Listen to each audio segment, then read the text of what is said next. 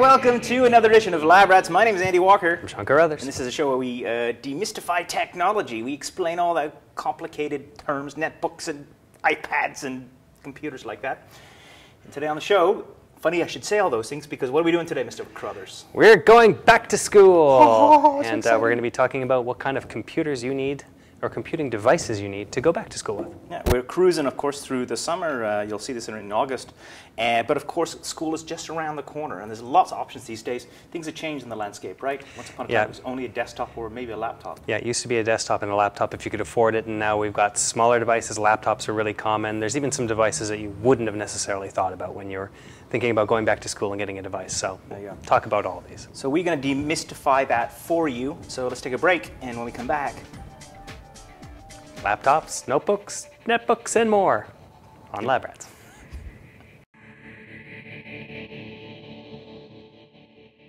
And welcome back to Lab Rats. So before we get started, of course, I want to talk to you a little bit about a fantastic contest going on, howdoyou.com. The folks over at VeriSign are the keepers of the .com domains, I should say. Mm-hmm. And it's There's the 25th. Many of them.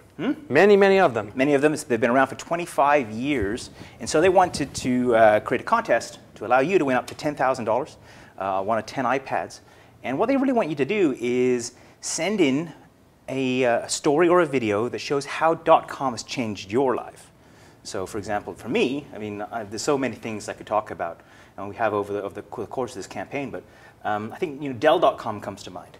Because until I switched over to buying Apple machines, I really bought all my machines at Dell. Dell is my favorite Windows-based computer. So I bought an enormous number of computers over the years online. It made it a great way to sort of customize the computer to exactly what you want. So Dell.com kind of changed my life. It really helped me with my computing world. Yeah, they were one of the first big manufacturers with a .com domain that actually sold computers direct to the customers. So. That's right. There you go. So Dell.com. But I'm sure your story is way better than mine. Maybe you bought your dog online. Maybe you shop for your groceries and you make your famous lemon tart online. I don't know, but it's clearly going to be better than my story. So get on over to howdoyou.com, fill out their form, tell them your story, and win up to $10,000 or one of 10 iPads. By the way, if you bought your dog online, drop us an email at feedback@labrats.tv and let us know how that worked out. All right. So let's get on with the show today, because we've got a lot of territory to cover. Once upon a time, you're going back to school, you talk to your mom and dad, or if you were going to pay for it yourself, you would kind of go to Dell.com or Apple.com and start looking at desktops. A big box to put beside your monitor or underneath the desk. Or something like that. And today, still obviously an option. Now, some pros and cons around that these days. Yes. But let's maybe talk quickly about the pros. So desktops, lots of power. They have lots of power. They're relatively cheap for what they are. You can get a fairly decent desktop starting at like even $200 or $300. I mean, it's not going to have all the bells and whistles, but it's perfectly functional for most of what a student's going to need to do. Isn't that crazy, really? Yeah. Once upon a time, I think when I went to Dell.com, I'd pay up to $3,000 for one of these guys. Now you can get it for $300. Yeah, if you're looking in the side of this thing, it's got a little bit of technology in here that would make it a little bit more than $200. But yeah, theoretically inexpensive, very expandable too. So if you get something that has a hard drive that you don't like or a video card that you don't like, you can always swap it out later down the road, because they are pretty open architecture for the most part, and they do allow you some flexibility in that regard. So desktop's still a viable option. Now, of course, not portable. Not portable. So if you want to take it around campus, you need a wheelbarrow to take this and your monitor with you. Got it. And also, too, I think about desktop space, too. I mean, if you're in a dorm room, not a lot of space there, it's going to go into the desk perhaps, but you still need a desktop monitor. So, maybe not the perfect ideal, but if you have on a budget and you want some power, this is the way to go. Yeah, and the other thing I like to mention this, especially with people that are living in their dorm room. If you're living in a house and you've got a different room for this, it's something else altogether. But if you do have this and you want to run it all night for a download or something like that, it can be pretty noisy, so it might keep you awake. Right. So maybe this is not the way to go. Perhaps not. Although, but I should just talk real quick before we move on from this about Apple's desktops, because of course that they don't look like this anymore. I guess the high-end workstations do, but the iMacs, for example, are built-in screen. Yeah, the iMacs are a nice, elegant, all-in-one solution. We've got this running our background right here. It's actually capable of much more than running a background on our display. But you know, it is nice and compact. It can run full multimedia on there, and so it doesn't take up a whole lot of space under the desk. It's just all right there. Very good. Okay. Not good. as expandable as one of these big towers, but Change the RAM, change the hard drive, maybe. But yeah, you can do a bit of expandability. Okay, good. All right, So let's get rid of this because this is huge. We don't want one of these in our dorm room. Now, I think if you're a student, you're going to be looking at probably one form factor specifically. In this whole discussion, this is going to be the place where you're probably going to be focused, and that's the laptop category. Yeah, once upon a time, laptops were more expensive than desktops. There was less of them being sold than desktops. Today, I think there's actually more laptops being sold than desktops. It is probably the most popular computing category, and so many benefits for students. Yes, I mean, they're very portable, so you can actually take this with you into the classroom and take your notes on it. It's got great multimedia capabilities, so you don't have to worry about, well, can I watch my DVDs on the whatever device you have. It actually plays it fairly well on this. You can actually get a TV card in a lot of these and actually run your TV off of this as well. It becomes a full multimedia hub. Now, they're mostly as powerful as a desktop. They do most of the things of those things. They're not necessarily great for gaming. If you do want to do really high-end gaming, you probably do want to get a desktop machine. But if you actually want to do studying, you probably want one of these instead. But I think all in all, a really good combination. Nice mobility, an entertainment system, lots of great internet connectivity and wireless capability, of course, these days. A communications device. All of those things. So really, you're going to be looking at maybe one of 3 different styles of laptop, given your budget. But there's typically the 17-inch, which is the widescreen format. Lots of people who want to kind of don't move it a lot, but take it around, and you want a big screen for video watching. Might be the category you'd go there. 15-inch, the middle of the road, right? Yep. Again, the modest-sized computer. Lots of people choosing that option these days. And again, not a big screen, but certainly from a weight perspective, it's much lower. And if you're carrying it around in your book bag all day, and then of course we go down to the sub-notebook size. Well, actually, wouldn't call it sub-notebook anymore, but the mini versions of your laptops, and that's the 13-inch. 13-inch or so, yeah. And they're not that expensive either. If you remember back in the day when it used to be like $4,000 for a notebook of this kind of vintage. Right now, this is an Acer 5740, the Aspire 5740. It's about $599 at the start. It works up to almost $1,000 once you really top it up with large hard drives and a lot of RAM and all the extras.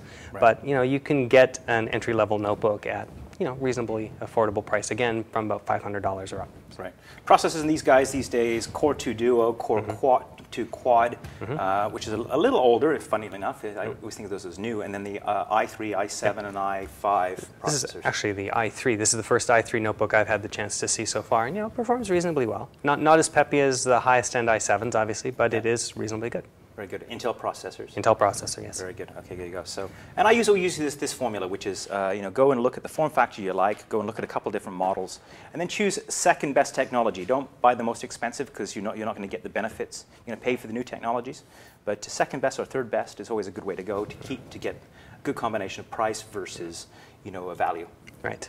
We've got the MacBook here as well. This is a general manager's MacBook, so you can actually see some of his work on here if you really want to. But this, Apple does make the notebooks as well. A little bit more expensive than the typical entry-level Windows-based notebooks because of the build and the quality of the multimedia components. Yeah, this is in the $2,000 range at this point. This one in particular is, you can get them closer to $1,000 if you go for the entry-level MacBook. If you go for the MacBook Pro, starting at the 13-inch one, we're starting to look around $1,200 and then up from there. Right. And you can get them quite expensive, as you pointed out. Right, good. Okay, good. So that's laptops. I guess the downside, is there any downsides to laptops? I don't think so, really. Well, they're expensive compared to desktops, especially if you get one of these. If you do take them around with you, if you lug them around a lot, they're very heavy on your shoulder. And they are very breakable and stealable if you're taking them around with you. So, if you have all your life wrapped up in a notebook as opposed to the desktop, then you gotta keep a close eye on it. Otherwise, everything you've done, all your term papers, out the door. Out the door, right? Your entire life is on your laptop. Very good. Okay, good. Okay, now let's say that we're not interested in a desktop. Laptops may be a little too expensive. There's a category of technology that really has become hot in the last few years, and I think a lot of students will be looking at that. And that is... This is the big reveal Netbook. here? Yes. Very good. Away. So we've actually got a couple of them here. These are two versions of the Dell Mini, and this is from our friends at Dell, the Inspiron Mini 10 and the 1012.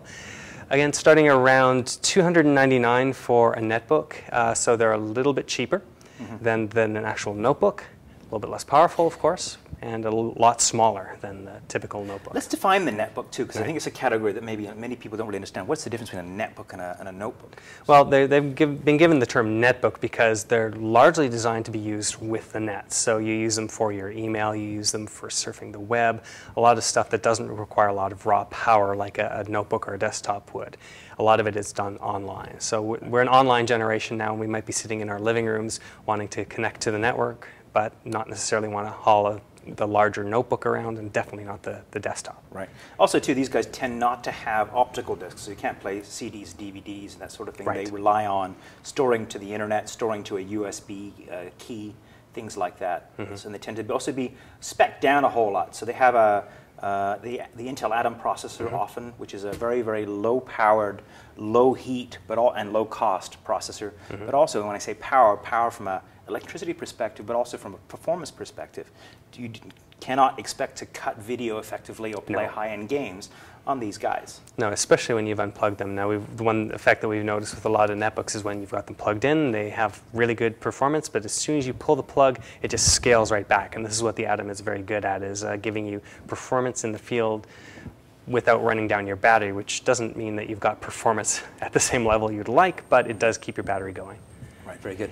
And price points here, under $500 typically. You can, of course, the premium ones go above that. But really, if you're on a budget, if you want the functionality of a laptop, most of the functionality in terms of power, with the exception of gaming and video, a really good choice. Yeah. Now there are, of course, some big downsides on them. Is the components are less expensive typically than on a notebook.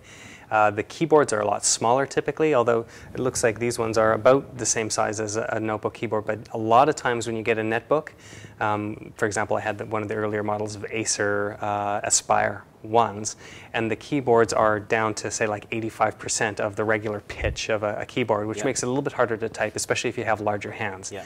Also, I found that in general, the trackpads on these things, they just suck. They're terrible. Yeah. So you probably want to haul around a mouse with you when you go. Okay, good. So there you go. The netbook category probably might be one of your choices if you're on a budget and you want all the functionality of a laptop. Yes. Almost. So we've got one more opportunity. And people may be asking about this is a surprise. It didn't exist before this year. Yeah. And you may go, oh, I didn't really think of that. So what is this, Sean? This is our good friend, the iPad. The iPad. Oh, with a little bit of finger grunge on it, which is one of the downsides of this. So we've got the iPad here, which you can actually use for doing a lot of things that you would do when you're out in the field. You can take notes with it, you can write with it, you can check your email. So it does a lot of the same stuff as your netbook does, but it does it without an actual physical keyboard. This is really a tablet computer. It's a tablet computer, yeah. So we've got on here, we've got the Pages application. So this is my word processing application. I've actually been writing on this. So one of the series that I've worked on recently, it's just you tap on it and there we go. I've got an actual full-on document here that I've written on the notebook. Now these on the iPad, sorry. So you don't actually type this on the on-screen keyboard, do you? No, you could. So when you want to type on it, the on-screen keyboard can fly up here. But I've got that disabled right now because I've actually gotten a little device here to help me with this. So when I'm doing a lot of work, I actually have a Bluetooth keyboard which attaches to this. So you probably will want to do this if you want to use this as your main device in the dorm for doing all your work. You can type essays on this quite serviceably. And away you go. And you probably don't want to prop it up like this. You'll probably also want some sort of a stand if you have it. So I've got both the notebook and the stand. So the keyboard from Apple is about $69. The stand from Griffin is about $50. Right. So I mean, we're adding up on the price here. And the iPad itself runs between $500 and $1,000 somewhere in there, depending on the size of the memory, whether you have cellular data or just Wi-Fi version. On there. Yeah, so it's a pricey option. It looks really good, so you'll look really cool wandering around the, but you'll also become a target for thieves potentially with showing this around. But who knows? Are you that cool? Do you need to be that cool? The other thing you should mention too is, I mean, you can get away with not using this with a computer, but you really do need a computer to synchronize it with. you do need the computer to set it up for the first time at the very least. Right. And to pull your documents off. Right. I think you could probably get away with not having a computer, but again, the computer is used for backup, is used to transfer large files, although you can do files over Wi-Fi, but it's much faster. And moving movies and that sort of thing is much more efficient across a wire versus the wireless connectivity. The other thing we should mention here too is if you are a gamer, there's some great games for the iPad. It's a good gaming device. It's a very good multimedia device, for playing movies and that sort of thing. So it's but it's a great option for students. It is, definitely. So, yeah. Okay, good. All right, I think there's one other thing we should talk about, but let's take a break first because there's one thing people might have not considered as your school device for back-to-school computing. But let's take a break, and when we come back, we'll talk about that after this. Now, there may be an option that you haven't considered, and yet it's fully viable. It might be the right choice for you around back-to-school computing. Possibly. And that is, Sean? Well, you might think I have this here just for show. Show it's off my phone. iPhone 4, cool. It's an iPhone 4. iPhone 3GS would be an alternative here as well. But the new smartphones, even like a Palm Pre or something like that, theoretically. But one of the ones that is out there these days that actually has full smartphone capabilities. They have word processors in these things. They have Bluetooth, so you can attach your Bluetooth keyboard to this and actually start typing. You actually have a full computer here, basically, in the palm of your hand. The smartphone is, it's a computer. Yeah, it's a handheld computer. Yeah. And this looks a bit comical, though. I think people get back in the day. The Palm OS, the Palm devices had a little fold-out keyboard like that. So I think it's a viable option, especially if you already have one and you're on a really tight budget. I think you could probably get away with using your smartphone as your primary school device. Potentially could. So I've actually attached the keyboard to this already, and a nice thing about the iPhone 4 is it has a flat bottom now, so it'll actually stand up. There, yeah. So I've actually typed on it, and it actually is full speed. You can actually, again, type a full document on this thing if you really want to. So you can put Pages on there, which is the Apple's word processor, and a spreadsheet. You can certainly type into Notepad at full speed. I haven't tried putting Pages on here yet, but I'm sure that it will be coming if it's not there yet. Yeah, I got it. And of course, it's a great multimedia device. It's your iPod. So and it's in your pocket anyway. Perhaps there's a generation of kids out there who's looking, taking their iPhone to school this year. There you go. People are wondering why you're pulling your keyboard out and just typing into nothing. Well, there's a kind of a weird, kind of cool factor going on. Anyway, it's just an option. We just thought we'd mention that. So good. Okay, and so let's take a break, because we've got a very cool app review thing we wanted you to see that Sean did recently. It's a new series called 60-Second App. And you did a game called Angry Birds. Angry Birds, right. So not only is the iPad and the iPhone a great back-to-school device potentially, but it's also a good gaming platform. So let's take a look at that review, and when we come back, it's picture time. Welcome on deck. I'm Matt Harris. Hi, I'm Jay Goldman. Welcome to the A-List. Hi, welcome to Miss Download. The concept is simple. A bunch of green pigs have stolen eggs from a group of birds and then protected themselves under fortresses made of glass, wood, and concrete in varying configurations. You play as the birds, loading yourself into a slingshot and launching yourself at the fortresses in an effort to collapse them, and the pigs. Different colored birds have different powers, including splitting into 3, dropping grenades, ramming power, and acting like a timed bomb. 60-Second App, the series is available at butterscotch.com. We have zillions of reviews, 1 minute each, reviewing all kinds of crazy apps, not only for the iPhone and the iPad, but also Android as well, and potentially BlackBerry in the future. So check that out at butterscotch.com. Speaking of apps, where are we watching that? I double-checked. So far, Pages not on the iPhone 4 yet. Right. But, keep your eye open. I bet you if you typed in word processor, there'd be some other options. There's got to be coming something up, else there. So there's lots of apps. There's 210,000 iPhone apps available. You should check that out at mobile.butterscotch.com. There's a little plug. We have all of them listed there, so type that in. Okay, picture time. Picture time. We have one picture for you today, sir. Yes, one. So this is our friend Justin, who is in Bathurst, Australia, but who's originally from Chattanooga, Tennessee. Ah, cool. And he moved down there, and he loves the food demos. Loves the food demos. Good stuff. So keep stay tuned there, Justin, because we got one coming up in the near future. Yeah. Okay, good. Ish. Nice. So there you go. Thank you for sending that in. Well, if you'd like to send your picture to us here at the Lab Rats, you can email us at Go back to school with nothing but an iPhone and a Bluetooth keyboard at labrats.tv. a lot to spell in that email address, so more simply you could try. Feedback at labrats.tv. But where's the fun in that? Exactly. Really? That's right. All right. Well, it's a fantastic episode. Thank you for getting all this hardware in for us. It's been really good. If you want to find out more about this show, you can check out our show notes at butterscotch.com. Just click on shows and Lab Rats, and all the episodes are there with all the show notes. And don't forget to hop on over to howdoyou.com to win up to $10,000 and one of 10 iPads. Hey, you could win an iPad and take it to school this year. How cool is that? You could win this one right here. All right. Thank you so much for being out there. It'd be foolish for us to be here teaching you about back-to-school computing if you weren't out there thinking about going to school. My name's Andy Walker. I'm Sean Carruthers. We'll see you next time. Are you ready?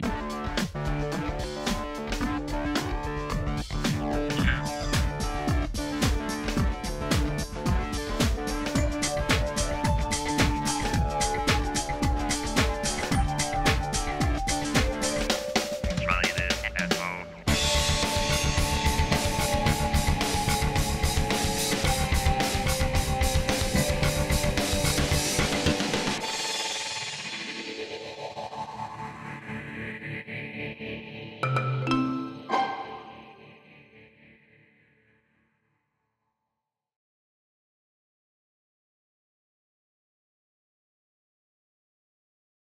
It's a big one, really, when it comes down to it. Nana, why's your computer so big? I don't know, Because my it's duck. filled with excellence. Because it keeps all my tea recipes, really.